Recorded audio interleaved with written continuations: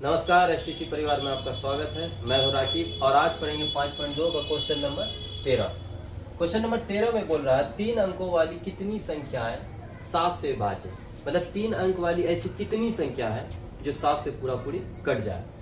तो ये जानने के लिए हमको ये पहले जानना होगा कि 3 अंक की छोटी संख्या और बड़ी संख्या क्या होता है। तो 3 अंकों की छोटी संख्या जो होता है वो होता है 100 और 3 अंकों की बड़ी संख्या जो होता है वो होता है 999।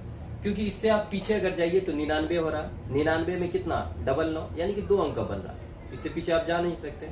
यानी कि छोटी से छोटी 3 अंकों की संख्या कितना 100 और 3 अंकों की बड़ी संख्या बात किए 999, क्योंकि इसके आगे जा रहे थे 1000। 1000 में कितना अंक हो रहा है 4 अंक, वो तो 4 अंक हो जाएगा, हमको 3 अंक का बोला।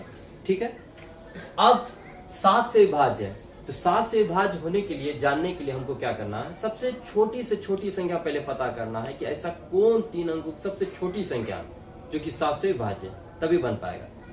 तो सबसे छोटी संख्या 100 है और बोल रहा 7 से भाज्य है या नहीं वो जांचना हमको, और या नहीं है तो आगे है कौन वो जानना है। इसके लिए हम क्या करेंगे, सबसे छोटी संख्या में ही हम भाग कर देते हैं 7 से। कितना बार में, एक बार में, बचा कितना 30, फिर 7 चौके 28, बचा कितना 2। अब यहां पे समझिए शेष 2 बच रहा है। यदि 2 अगर नहीं रहता यानी कि 2 इसमें से कम रहता तो वो 7 से पूरा पूरी कट जाता। यानी कि 100 में अगर 2 घटा देते यानी कि 98 तो वो 7 से मेरा पूरी पूरी कट जाता। लेकिन 98 हम लेंगे नहीं, क्योंकि ये 98 जो है 3 अंक का नहीं हुआ, ये बन गया 2 अंक का। और ये क्वेश्चन में बोला 3 अंकों की छोटी छोटी। तो यहाँ पे लॉजिक ये है, शेष जो भी बचे और जिससे आप भाग दे रहे हैं उतना पुराने के लिए जितना घट रहा है उसी को आप छोटी संख्या में ऐड कर दीजिए। जैसे आप यहाँ पे 2 शेष बचा है, लेकिन यहाँ पे अगर 7 रहता तो क्या 7 से एक बार में कट जाता ना, लेकिन 7 इसको पुराने के लिए कितना कम पड़ रहा है, 5 कम पड़ रहा है। तो यही 5 अगर हम इस छोटी संख्या में जोड़ दें तो डायरेक्ट मेरा सबसे छोटा संख्या 3 अंकों निकल जाएगा जो 7 से पूरा पूरी कट रहा है, यानी कि 5। तो हम क्या करेंगे, 100 में क्या जोड़ दिए 5, यानी कि 105। 105 जो है 3 अंकों की छोटी संख्या जो कि 7 से क्या हो रहा कट रहा पूरा पूरा। ठीक है, तो पहला संख्या मिल गया हमको कितना 105। अब दूसरा संख्या क्या मिलेगा, जिससे भाज्य बोल रहा है ना उतना ही आप जोड़ते चलिए, दूसरा संख्या मिल गया 105 के बाद क्या होगा, 105 में 7 जोड़िए 112, 112 में 7 जोड़िए 119। अब इसी तरह करते करते लास्ट वाला संख्या बोल रहा है मेरा 999, 3 अंकों बड़ी से बड़ी 999। तो अंत में 3 अंकों का सबसे बड़ी से बड़ी क्या संख्या जो 7 से भाज्य हो, उसको भी जांचने के लिए क्या करेंगे, बड़ी संख्या में ही हम 900 यानी कि 7 से क्या करेंगे भाग दे देंगे। तो कितना बार में, 7 से एक बार में 2 29, 7 चौके 28, 1 19, 7 दूनी 14, बचा कितना 5। अब देखिए यहाँ पे, अब बोलिएगा सर आप तो यहाँ पे बोले कि जो शेष बच रहा है जिससे भाग दे रहे हैं जो घट रहा है उसको जोड़ दिए, यहाँ पे वही लॉजिक करेंगे, नहीं ये छोटी संख्या था तो जोड़ दिए। अब बड़ी संख्या यानी कि लास्ट अंतिम संख्या की बात करें तो जोड़ेंगे नहीं, शेष जो बचा है उसी को डायरेक्ट माइनस कर दीजिए। शेष क्या बचा 5 ना, मानिए अब यहाँ पे 999 है जो 7 से पूरा पूरी नहीं कट रहा, 5 बच रहा। अगर यही 5 कम रहता इसमें तो क्या 7 से पूरा पूरी कट जाता ना, बिल्कुल कट जाता। ये 5 को ही हम 999 से क्या करेंगे माइनस कर देंगे, तो बचेगा कितना 9 में से 5 गया 4, 9 9। यानी कि 3 अंकों की बड़ी से बड़ी संख्या कौन है जो कि 7 से भाज्य होगा, वो मेरा मिल गया कितना 994। अब कुल मिला के ये समझिए, कोई भी संख्या दे कितनों अंक दे, भाग लगाने के लिए बात करें तो छोटी संख्या में जो शेष बचेगा और जिससे हम भाग दे रहे हैं उतना पुराने में जो घट रहा उसको ऐड करेंगे। याद रखना छोटी संख्या में जोड़ेंगे। अब बड़ी संख्या में क्या करेंगे जांचने के लिए, जो शेष बचेगा उसको डायरेक्ट हम माइनस कर देंगे। क्लियर है। अब यहां से हमको एक एपी मिल गया, यानी कि 3 अंकों की सबसे छोटी संख्या 105 है जो 7 से पूरा पूरी विभाज्य है, और सबसे बड़ी संख्या बात करें तो 994। 3 अंकों की बड़ी संख्या 999 होता है, लेकिन 999 7 से भाज्य नहीं है। तो हम चेक किए क्या था, तो 994 था। तो बड़ी से बड़ी 3 अंकों की 994 है, इससे हमको एपी मिल गया ना। लेकिन क्वेश्चन में ये बोल रहा है कितनी संख्या है, मतलब 105 से लेकर के 994 तक। अब कई तो संख्या दिन भर में आप ऐसे नहीं गिनिएगा 1 2 3 4, वो तो टाइम खत्म है, बर्बाद है। इससे अच्छा हम क्या करेंगे, एपी का फॉर्मूला लगाएंगे, वो एन वाला जो पढ़े थे। ए एन बराबर a plus n minus one into d. अब वो बनाने के लिए अब एपी से जो जो दिया हुआ उसको ले लीजिए। अब यहाँ देखिए पहला जो होता है ए होता है ना, पहला पद ए बराबर कितना 105। अब डी निकालेंगे, डी बराबर होता है a2 माइनस a1। a2 कितना 112 और माइनस 105 कितना आया 7 आया। ऑटोमेटिक डी 7 ही होगा क्योंकि 7 से भाज्य बोल रहा था। अगर छोटी संख्या आपको जो मिल रहा उसमें 7 ऐड करते करते करते चले जाए, ठीक है। अब यहाँ पे डी भी हो गया, ए भी हो गया। अब ये 994 क्या है, एन है या ए एन है। अब यहाँ पे बोला कितनी संख्याएं हैं, इसका मतलब वो कितना संख्या वो बताना, वो यानी कि एन मांग रहा है आपसे। और ये अंतिम पद है जो है वैल्यू दिया हुआ है कौन सा स्थान पे है, ये मेरा ए एन हो गया, ठीक है। या तो शॉर्टकट में कितना बच्चा ये भी मान लेता अंतिम पद ए एन होता है, ठीक है। लेकिन उतना हर जगह ऐसे नहीं मानना है। 900 क्या हो गया 94। मेरे पास एन नहीं दिया हुआ, एन ही निकालना है। तो एन निकालने का फॉर्मूला वही है ए एन बराबर a plus n minus one into d, ठीक है। अब यहाँ पे देखिए ए एन का वैल्यू दिया हुआ 994 बराबर ए का वैल्यू कितना है 105 है। 105 प्लस एन का मान नहीं है वही तो निकालना है n minus one into d. D का मान कितना यहाँ पे है 7, ठीक है। अब देखिए ये संख्या प्लस में है बराबर की इधर भी संख्या है। जब इधर संख्या है तो इसको भी उठा के इधर लाते हैं। ये प्लस का इधर आके क्या होगा, हाँ माइनस का होगा। तो 994 माइनस 105 और इधर बच जाएगा n माइनस वन इंटू 7।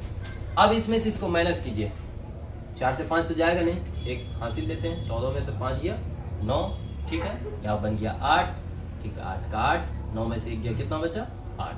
बराबर लिखेंगे n माइनस वन इंटू क्या लिखेंगे 7। अब यहाँ पे दो तरीका है। कितना स्टूडेंट क्या करता है, ये 7 को n से भी गुना करेगा, फिर माइनस 1 से गुना करेगा, थोड़ा लंबा जाता है। उससे अच्छा आप ये लॉजिक लगाइए, जो चीज गुना में होता है बराबर के इधर लाने पे क्या होता है वो भाग में चला जाता है। हम लिखेंगे 889, ये 7 गुना में है तो इधर आके क्या होगा भाग में। अब इधर जो है वही चीज लिखिए। अब इसको भाग कीजिए, 7 से एक बार में 7 कट जाएगा, 1 मिलेगा, 1 और 8 मिलके 18 और 7 दूनी 14, फिर 18 में 14 ले लिए 4 और 9 मिलके कितना 49, 7 सटे 49 बराबर n माइनस वन। हो सकता है आपको यहाँ पे समझ में नहीं आए, हम मौखिक कर रहे हैं, आप बच्चा की तरह भी भाग कर सकते हैं, यही आएगा, ठीक है। तो अब यहाँ पे करना क्या, माइनस का 1 है बराबर के अगर इधर लेके आएंगे तो वो क्या होगा प्लस का होगा। यानी कि 127 माइनस का 1 इधर आके क्या हो गया प्लस बराबर n। 127 और 1 कितना हो गया 128 बराबर n।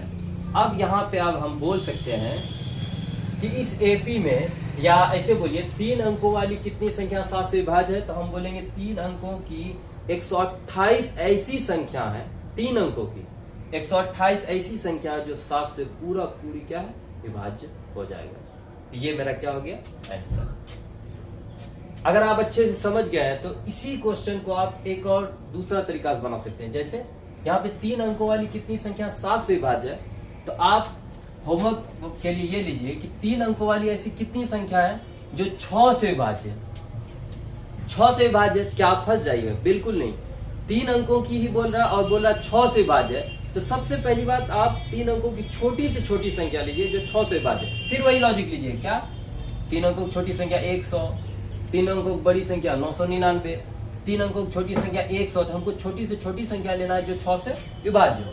हम ये होमवर्क के लिए दे रहे हैं आपको, 6 से विभाज्य होने वाला कितनी संख्या है बताना। इसको भी नया संख्या मांगने के लिए क्या करेंगे, जिससे बोल रहा भाग उसी से कर देते हैं। 6 कम 6 बचा 4, 40 छचा के 36 बचा कितना 4, वही लॉजिक बनेगी। 4 शेष बच रहा, यदि 4 इसमें से कम रहता तो 6 से पूरी भाग लग जाता। अगर यही 4 इसमें से माइनस करेंगे तो बन जाएगा मेरा क्या 96, और 96 होता है 2 अंक का, तो लॉजिक ही पूरा गलत हो जाएगा। तो छोटी संख्या में हम क्या बोले थे, घटाना नहीं है, बल्कि जिससे भाग दे रहे हैं उतना पुराने के लिए जो घट रहा है उसी को छोटी संख्या में जोड़ दीजिए।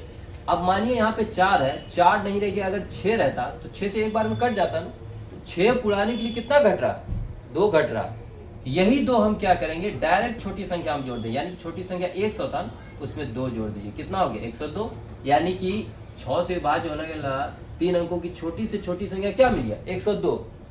अब इसी का आगे जाइए, जिससे भाज्य होने के लिए बोला उतना ही जोड़ते चलिए, 108, 114 हो जाएगा। अब अंतिम संख्या क्या होगा, इसमें फंस रहे हैं तो फिर वही लॉजिक लगाना है। तीन अंकों की बड़ी संख्या 999 है, 6 से विभाज्य बोल रहा था, 6 से भाग दीजिए। 6 एकम 6, बचा कितना 3, फिर 39, छछा के 36, बचा 3, फिर 39, फिर छछा के 36, बचा कितना 3। अब यहाँ पे देखिए छोटी संख्या में जो शेष बच रहा था, जिससे भाग दे रहे थे, उतना पुराने में जो घट रहा था उसको हम ऐड करते थे। लेकिन बड़ी संख्या में जो शेष बचे ना, उसी को आप बड़ी संख्या डायरेक्ट माइनस कीजिए। शेष कितना बचा 3 ना, तो 999 में 3 घटा देंगे, 999 में 3 घटा देंगे तो 900 कितना बचेगा 96। देखिए ये एपी मिल गया। अब आपको यही बताना है कि इस एपी में यानी कि 3 अंकों की ऐसी कितनी संख्या है जो 6 से विभाज्य है। आप आराम से इसमें n निकाल लीजिएगा, आराम से बन जाएगा। इसका आंसर भी आपको देना है। आइए क्वेश्चन नंबर 14 देखते हैं। इसमें बोला 10 और 250 के बीच में 4 के कितने गुणज हैं। अब यहाँ पे देखिए 10 से लेकर के 250 के बीच तक में 4 के कितने गुणज है यही बताना। 4 के गुणज मतलब 4 के पहाड़ा में आए, 4 से भाग लग जाए, वही तो गुणज ही होगा ना, जो 4 से भी कट जाए। ऐसे समझिए ना, जो संख्या जिस पहाड़ा में आता है वो उससे कट भी जाता है और वो गुणज भी हो जाता है। तो 10 और 250 के बीच में 4 के कितने गुणज है वो देखना है। अब वो देखने के लिए आपको वही सेम लॉजिक लगाना है कि सबसे पहली बात तो छोटी संख्या पकड़ लीजिए आप कि कौन है जो कि 4 से भाज्य होगा। उसके बाद लास्ट वाला यानी कि 250 या 250 से पहले वाला जो 4 के गुणज हो। आप देखिए यहाँ पे 10 जो है वो 4 में तो आता नहीं, 4 का पहाड़ा में आता बिल्कुल नहीं। 4 फिर दूसरे बार में क्या आता 8, तीसरे बार में क्या आता 12। 8 दिया नहीं है, 10 है, 10 तो कटता नहीं लेकिन 12 आ जाता है।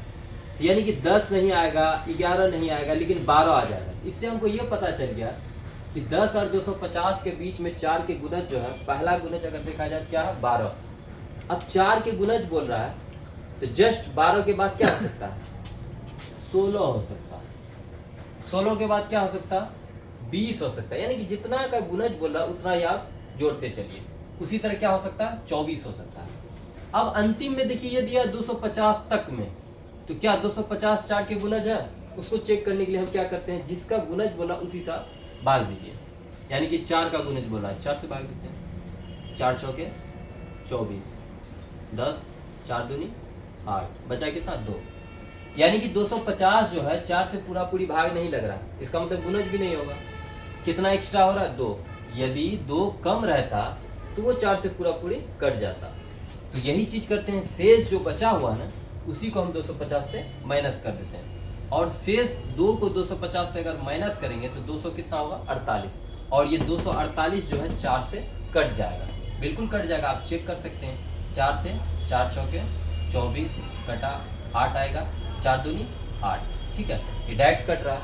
यानी कि ये 248 गुणज है, 250 नहीं है, 249 नहीं है।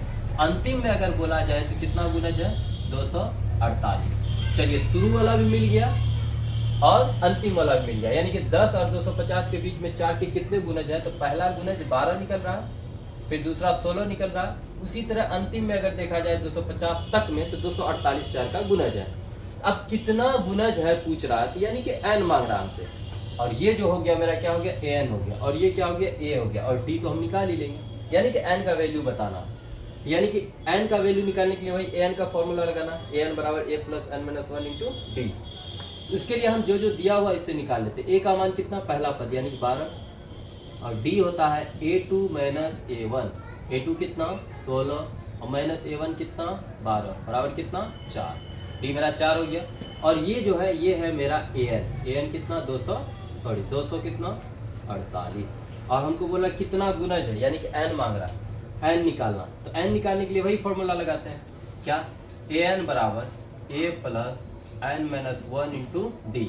और an का वैल्यू कितना 248 बराबर a का वैल्यू कितना 12 और plus n minus 1 into D का मान कितना 4। ठीक है, 248 ये प्लस का 12 इधर आके क्या होगा माइनस का होगा, बराबर फिर लिखेंगे n माइनस 1 इंटू 4। अब 248 में से 12 को माइनस कर देते हैं, 8 में से 2 को माइनस करेंगे 6 बचेगा, 4 में से 1 को माइनस करेंगे 3, और यहाँ 2 का 2। बराबर n माइनस वन इंटू क्या हो जाएगा 4। अब यहाँ पे देखिए 4 जो है n माइनस वन के साथ गुना में है, तो हम गुना अंदर बाहर नहीं करेंगे, ये गुना को डायरेक्ट बराबर किधर लेके आएंगे जो कि भाग में चला जाएगा। तो हम लिख सकते हैं 236 बट्टे में 4 बराबर n माइनस वन। अब 236 को 4 से भाग दीजिए, तो 4 से 5 बार में तो 20 कट जाएगा, बचेगा 3 और 3 और 6 मिलके कितना 36 बनेगा, 4 9 36 बराबर लिखेंगे n माइनस वन। अगर यहाँ पे मौखिक आप लोगों को भाग देने में दिक्कत हो रहा है तो आप आराम से कर सकते हैं, इतना ही आएगा, आप देख सकते हैं। ठीक है, अब ये माइनस का 1 इधर आएगा, क्या होगा प्लस का 1 बराबर कितना n। अब 59 में एक जोड़ेंगे तो कितना होगा 60 बराबर n। अब आप डायरेक्ट बोल सकते हैं कि 10 और 250 के बीच में 4 के गुणज जो है कितना है 60 है, यानी कि 10 से लेकर के 250 के बीच में कितना ऐसा संख्या है, कितनी ऐसी संख्या है जो कि 4 से पूरी भाग लग जाए या 4 का गुणज है, तो हम कुल संख्या बोलेंगे कितना 60। यही मेरा क्या होगी आंसर।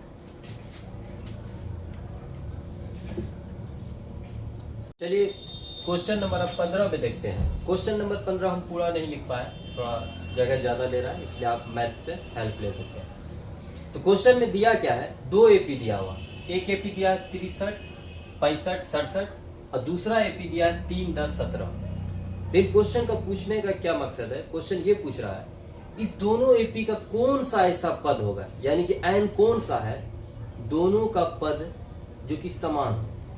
कहने का मतलब ये किस नंबर का पद, यानी कि इसका n का वैल्यू और ये एपी का किस नंबर का पद, दोनों का वैल्यू क्या होना चाहिए समान होना चाहिए, वही चीज हमको बताना है। ठीक है, उसको जानने के लिए हम क्या करेंगे, दोनों एपी से हम a और d निकालेंगे। क्या निकालेंगे, a और d। तो पहला एपी का a जो हो जाएगा क्या हो जाएगा मेरा 63 हो जाएगा शुरू वाला, और d जो निकालेंगे a2 माइनस a1 यानी कि 65 घटा कितना होगा 63 बराबर कितना 2। अब इस एपी में देखिए तो a कितना हो जाएगा 3 हो जाएगा, और d हो जाएगा मेरा a2 माइनस a1, 10 में से 3 को घटा देंगे, कितना बचा 7, यानी कि a निकल गया d निकल गया, a निकल गया d निकल गया। दोनों एपी दिया हुआ और दोनों अलग अलग है, दोनों एपी का कौन सा पद है, कौन सा नंबर वाला पद है जो कि दोनों का वैल्यू क्या होना चाहिए समान होना चाहिए, वो बोल रहा है। अब कहने का मतलब ये an जो है, इसका an जो है इसके an के बराबर होना चाहिए, यानी कि ये एपी का जो पद निकालेंगे इसका वैल्यू और इस एपी का जो पद निकालेंगे वैल्यू, दोनों क्या होना चाहिए बराबर, यानी कि इसका an और इसका an बराबर होना चाहिए। वो कौन सा नंबर वाला पद है, हम करेंगे क्या an पे तोड़ेंगे, an बराबर an का फॉर्मूला होता है a plus n minus one into D. ये इसको तोड़े बराबर, फिर इसको तोड़ते हैं a plus n minus one into D. ये अलग अलग इसलिए लिखे हैं, ये n इस एपी के लिए लिखे हैं, ये n इस एपी के लिए लिखे हैं। ये n को तोड़े हैं a plus n minus one into D इस एपी के लिए, और ये n को तोड़े यहाँ पे a plus n minus one into D इस एपी के लिए। अब यहाँ से देखिए a इस एपी से लेते हैं, a कितना है 63 प्लस n नहीं दिया हुआ वही तो निकालना है n minus one into d, D यहाँ पे दिया हुआ कितना 2 बराबर, फिर a इस एपी से लीजिए कितना है 3 है plus n minus one into d, D कितना है 7 है।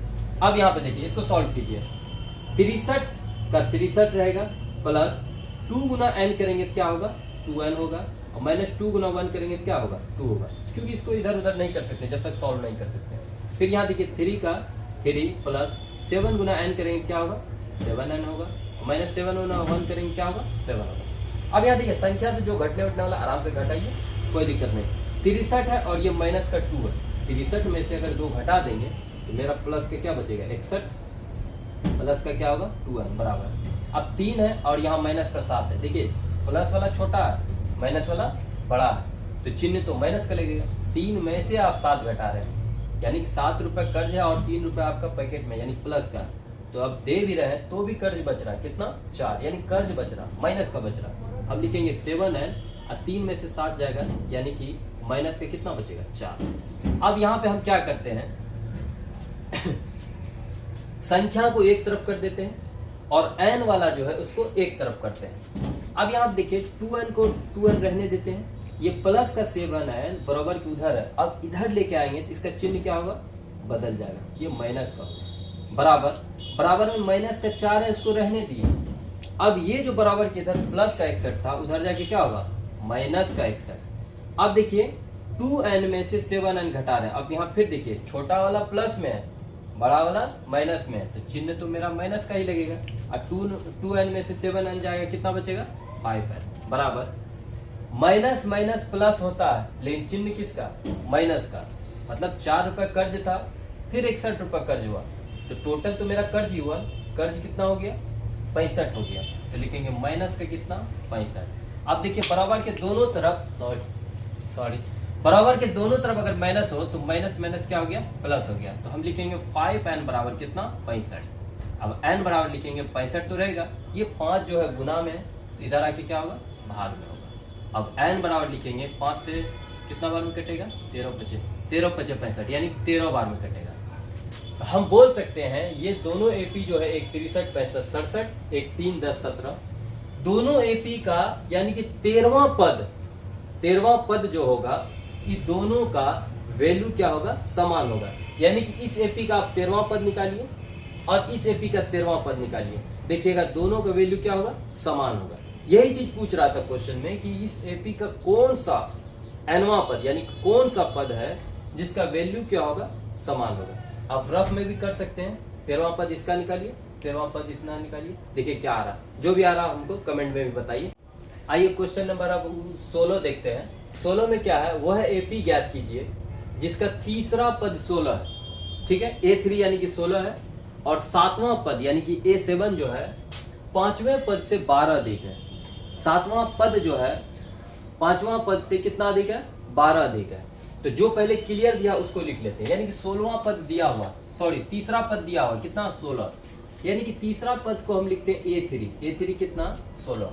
अब A3 को और क्लियर करके हम कैसे लिखते हैं, पूरा तोड़ के, वही पहला पद और जो पद निकाल रहे हैं उसमें से एक माइनस करके d के साथ गुना, यानी तीसरा पद निकाल रहे हैं, एक माइनस कीजिए 2 और 2 को d के साथ गुना कीजिए, यानी कि 2d। यानी कि तीसरा पद को क्या लिखते हैं a प्लस 2d का वैल्यू कितना दिया हुआ 16, इसको हम समीकरण 1 मान लेते हैं, ठीक है। A3 को तोड़ के लिख दिए, अब यहाँ पे a प्लस 2d लिख दिए, बराबर में क्या हो गया 16। अब यहाँ पे आगे पढ़ते हैं, क्वेश्चन में क्या दिया हुआ, 7वां पद जो है 5वें पद से 12 अधिक है, यानी कि ये 7वां पद है और ये क्या है 5वां पद। 7वां पद जो है 5वें पद से 12 अधिक है। अब यदि हम आपको बोल दें कि बराबर करना है तो आप क्या कीजिएगा, ये तो बोल रहा प्रश्न में क्या 12 अधिक है, ये जब 12 अधिक है इसका मतलब ये क्या 12 कम है। अब बात कर रहे हैं हम बराबर करने का, तो जो अधिक है उसको तो छोड़ दीजिए, जो कम है उस पर ध्यान दीजिए, या ऐसे लॉजिक लगाना है जिसके बारे में अधिक बोले, जिसके बारे में गुनी बोले, उसको कुछ नहीं करना, जस्ट अपोजिट, जिसके बारे में कुछ नहीं बोल रहा उसको अधिक कीजिए, उसको गुना कीजिए। तो अगर A7 यानी कि 7वां पद जो है 5वें पद से 12 अधिक है, ये अगर 12 अधिक है इससे, तो 12 हम इसमें नहीं जोड़ेंगे।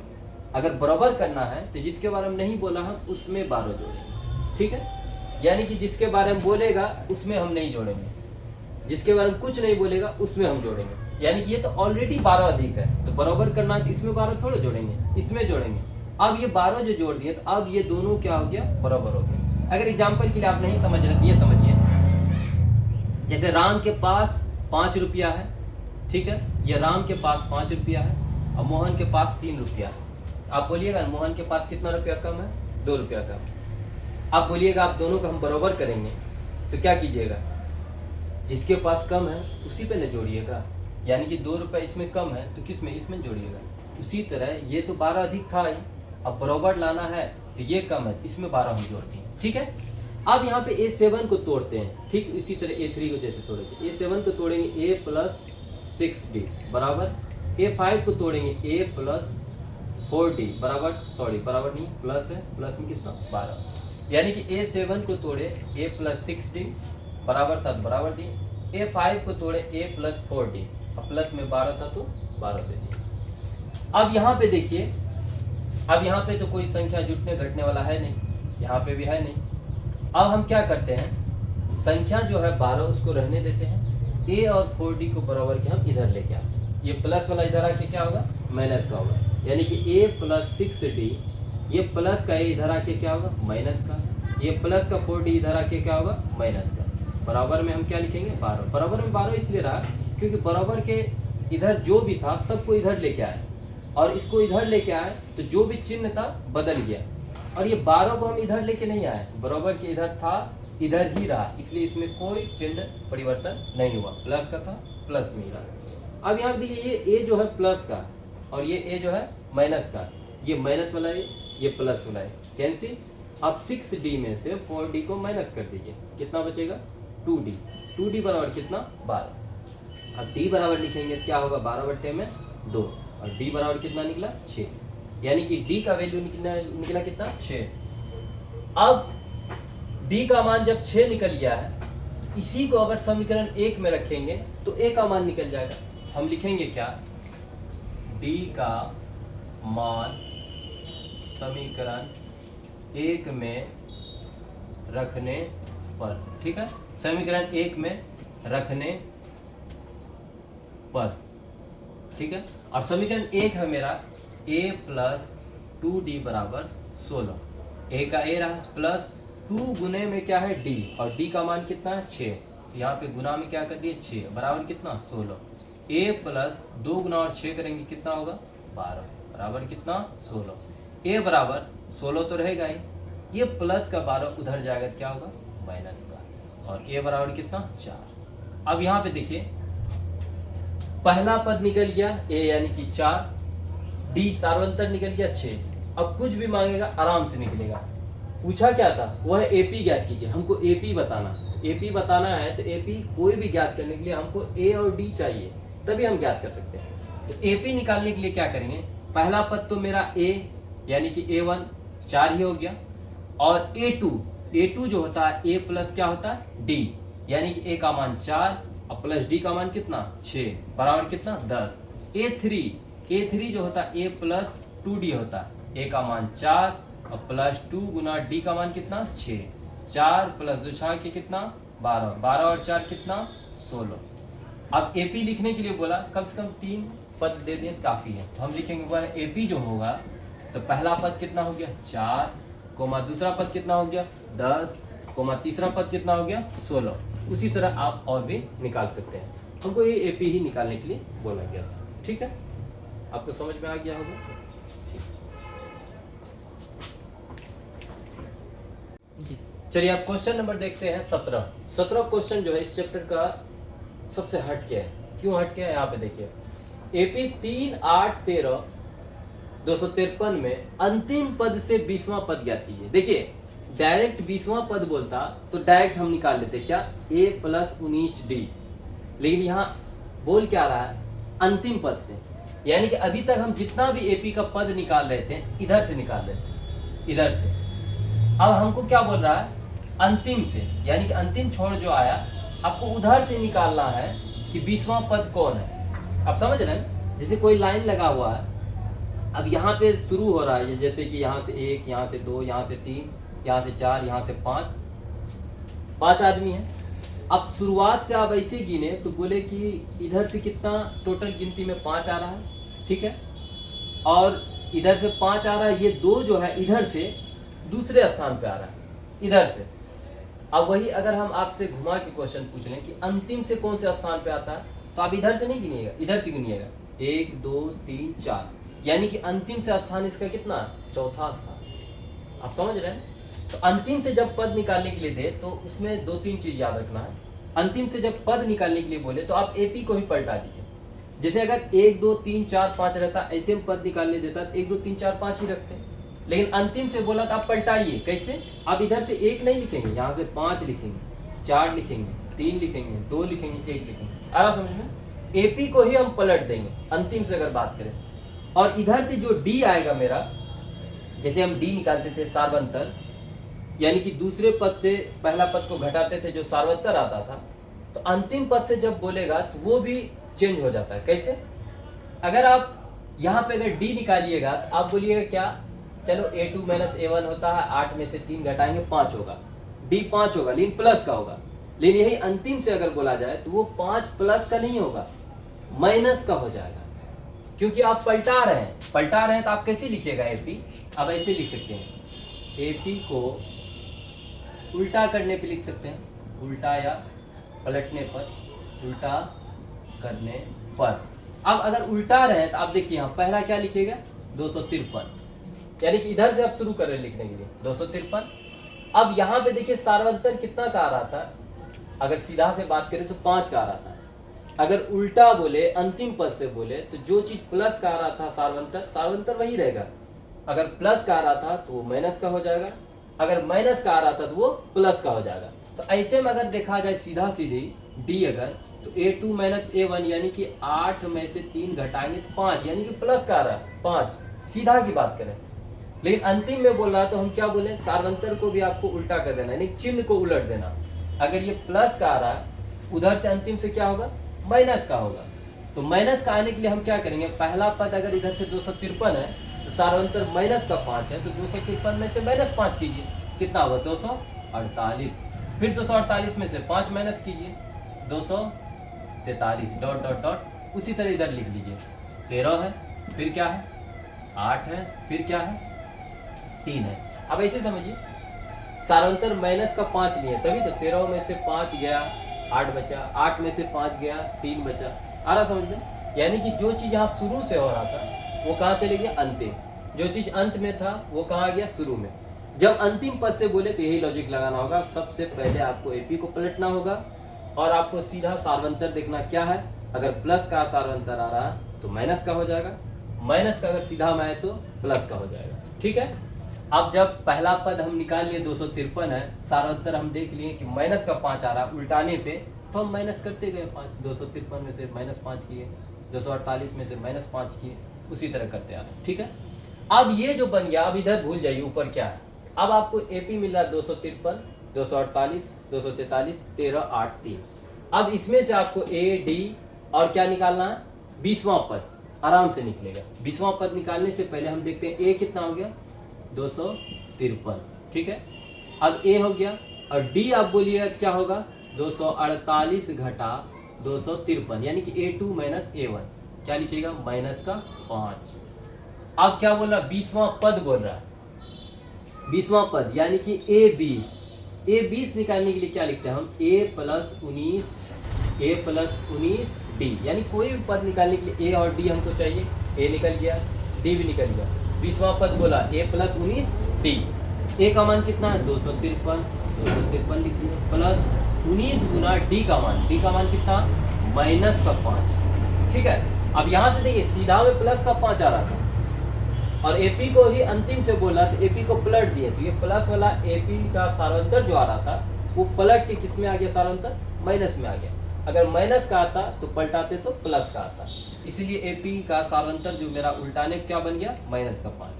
अब देखिए यहाँ पे 253 तो रहेगा ही, अब ये प्लस 19 अब गुना करेंगे माइनस 5, प्लस माइनस तो माइनस होगा, 19 को 5 से गुना करेंगे कितना होगा 19 × 5 = 95। अब 253 में से 95 घटा दीजिए, 3 में से 5 तो घटेगा नहीं, 1 हासिल लेंगे, 13 में से 5 जाएगा, बचेगा कितना 8, यहाँ बचा कितना 4 में से 9 नहीं घटेगा, फिर 1 हासिल लिए, 14 में से 9 जाएगा, कितना बचेगा 14, 9 5 14, 5, यहाँ क्या बन गया 1, यानी कि 158। यानी कि अब हम बोल सकते हैं कि ये एपी को अगर पलटा दिए तो पलटाने पे जो है 20वां पद कौन सा होगा, तो हम बोलेंगे 158। तो इस एपी में अंतिम पद से 20वां पद ज्ञात कीजिए, तो 20वां पद मेरा क्या निकला 158, यही बोलेंगे मेरा क्या है आंसर। बंद किया जाए ना, ठीक है। आइए क्वेश्चन नंबर 18 देखते हैं। 18 नंबर क्वेश्चन में है किसी एपी के चौथे और 8वें, यानी कि चौथा और 8वां पद का योग जो है कितना 24 है, ठीक है, और छठा और 10वां पद का योग 44 है।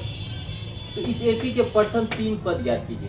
तो कोई भी एपी का पद निकालने के लिए हमको ए चाहिए और डी चाहिए, लेकिन दिया क्या है जोड़ के दिया हुआ, यानी कि चौथा पद और 8वां पद को जोड़ते हैं तो 24 आता है, छठा और 10वां पद को जोड़ते हैं तो 44 आता है। इसी को अगर हम तोड़ेंगे तो ए और डी निकल जाएगा, और ए और डी निकल गया तो प्रथम 3 पद निकाल रहा, आराम से निकाल लेंगे A2 A3।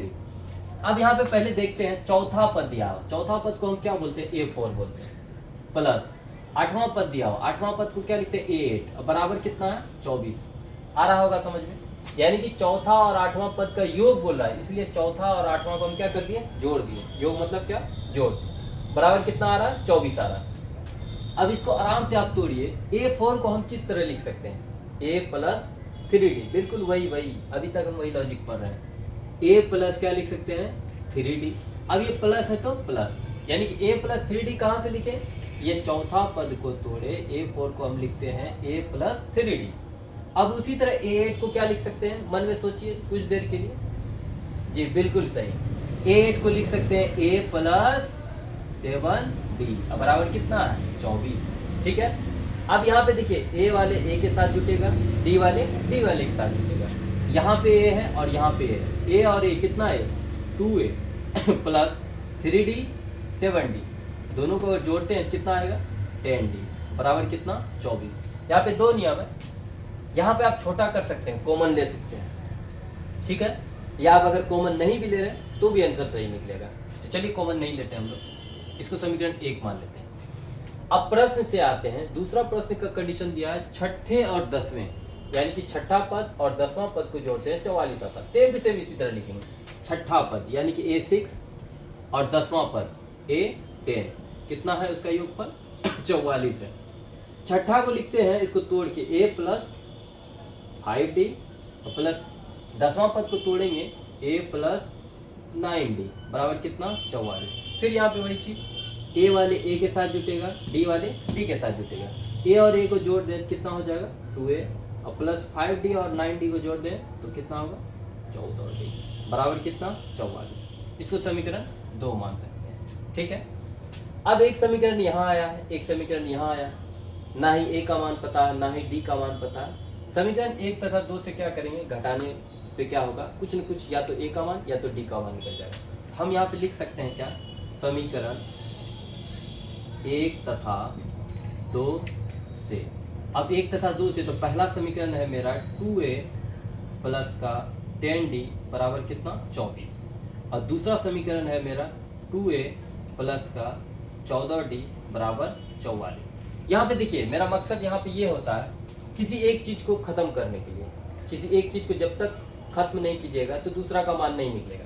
यहाँ पे A भी है, यहाँ पे D है, या तो A को खत्म कीजिए या तो D को खत्म कीजिए। तो जब डायरेक्ट नहीं कटे, डायरेक्ट नहीं घटे, तो वहां पे हम क्या करते हैं, चिन्ह बदलने का काम करते हैं। तो यहाँ पे देखिए सेम है, अगर चिन्ह बदलेंगे तो ऑटोमेटिक कट जाएगा। ये प्लस का 2A है तो क्या हो गया माइनस का, ये प्लस का 14D है तो क्या हो गया माइनस का, ये प्लस का 44 है तो क्या हो गया माइनस का। कहने का मतलब जो चिन्ह है उसका जस्ट अपोजिट लिखना। ये प्लस में था तो माइनस में लिख दी, ये प्लस था तो माइनस लिख दी, ये प्लस था तो माइनस लिख दी। अब ये प्लस का वैल्यू नहीं है बल्कि 10D प्लस में है, अच्छा 14D अगर बोले किस में है, माइनस में, नीचे वाला चिन्ह देखना। तो अब ये प्लस माइनस सेम है तो कैंसिल हो गया।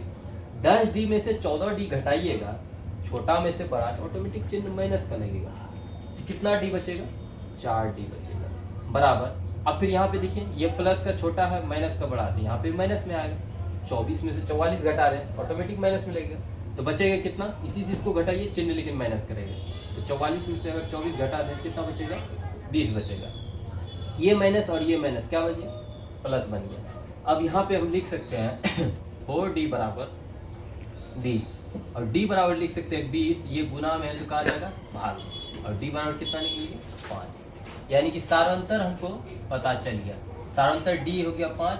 अब यही सारांतर D का मान समीकरण 1 या 2 में रखेंगे तो उससे मेरा A का मान निकल जाएगा। हम लिख सकते हैं D का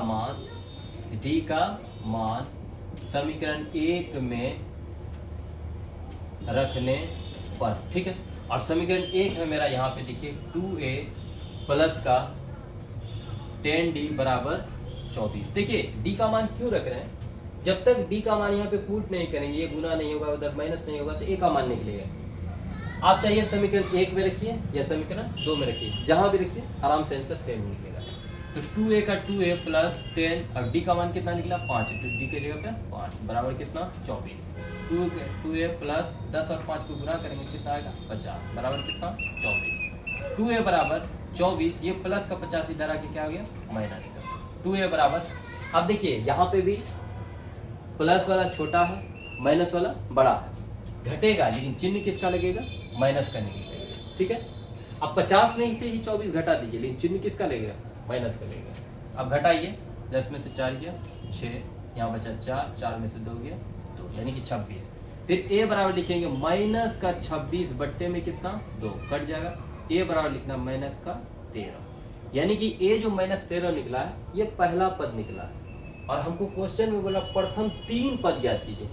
पहला पद निकल गया है, A1 निकल गया है, A2 निकालना है और A3 निकालना है। आराम से निकालेंगे। A2 निकालने का फॉर्मूला है A प्लस डी, और A का मान क्या निकला माइनस का 13 और प्लस, और D का मान कितना निकला 5 निकला। अब यहाँ पे देखिए माइनस का 13 प्लस का 5, माइनस वाला बड़ा प्लस वाला कम है। 13 रुपये कर्ज है, 5 रुपये आप अदा कर रहे हैं तो कर्ज में ही बचेगा। तो कर्ज में कितना बचेगा मेरा माइनस का 8, ठीक है। अब A2 भी निकाल लिए, 3 पद बोल रहा है, A3 निकालेंगे। अब A3 निकले के लिए क्या लिखेंगे A प्लस 2D, और A का मान माइनस का 13 और प्लस 2 गुना D का मान कितना 5, माइनस का 13 प्लस 2 पंचे 10। अब देखिए 13 रुपये कर्ज है माइनस का, 10 रुपये प्लस का अदा कर रहे हैं, फिर भी कर्ज बच रहा है, कितना बच रहा है 3 बच रहा है, यानी कि माइनस का कितना बच रहा है 3 बच रहा है। तो अब हम AP का 3 पद जो बोला था हम बोल सकते हैं क्या निकला, पहला निकला माइनस का 13, दूसरा निकला क्या माइनस का 8, तीसरा निकला क्या माइनस का 3। यही 3 पद निकालने के लिए बोला गया था और ये मेरा फाइनल आंसर है, ठीक है। ठीक है, आप लोग बुक से मिलाइए, हम जैसे पढ़ा रहे हैं। 19 नंबर क्वेश्चन में बोल रहा है क्या, सुब्बा राव ने 1995 में 5000 रुपए के मासिक वेतन पद कार्य आरंभ किया, ठीक है।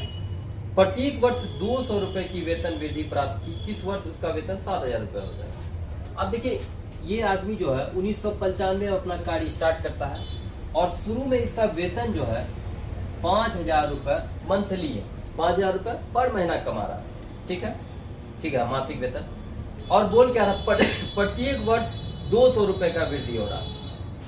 अगर मान लीजिए 1995 में 5000 है तो 1996 में कितना होगा, अरे पर साल 200 बढ़ा रहा, महीना में नहीं।